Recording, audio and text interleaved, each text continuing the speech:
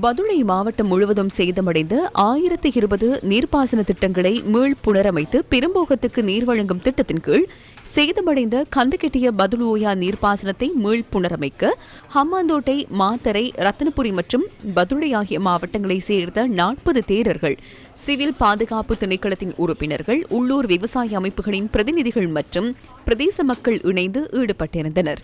பதுளோயா திட்டம் 1750 ஏக்கர் பரப்பளவை கொண்டுள்ளது. மேலும் சுமார் 50 குடும்பங்கள் அங்கு வாழ்கின்றன.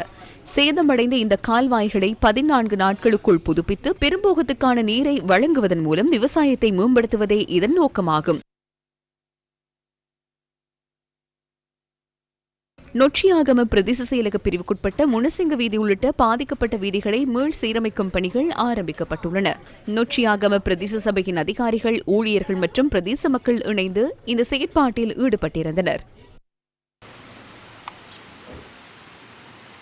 அண்மையில் ஏற்பட்ட அனர்த்தத்தால் ஹட்டன் நோட்டன் பிரிட்ஜ் வீதியின் காசல்ட்ரி காபிக்ஸ் பகுதியில் உள்ள பாலம் சேதமடைந்த நிலையில் குறித்த பாலத்தினூடான போக்குவரத்து பாதிக்கப்பட்டது. இந்த நிலையில் இலங்கை பாதுகாப்பு படையினர் மற்றும் வீதி அபிவிருத்தி அதிகார சபையினர் இணைந்து குறித்த பாலத்தை சீரமைக்கும் பணியில் ஈடுபட்டிருந்தனர்.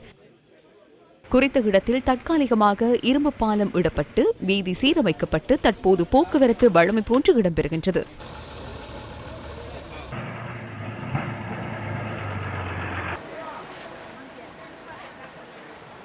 அண்மையில் ஏற்பட்ட வெள்ளத்தால் சேதமடைந்த பசறை பண்டாரவளை வீதியில் நமுனுகுல போலீஸ் பிரிவுக்குட்பட்ட 16ஆம் கட்டை பகுதியில் உள்ள பாலத்தின் புனரமைப்பு பணிகள் தற்போது நடைபெற்று வருகின்றன.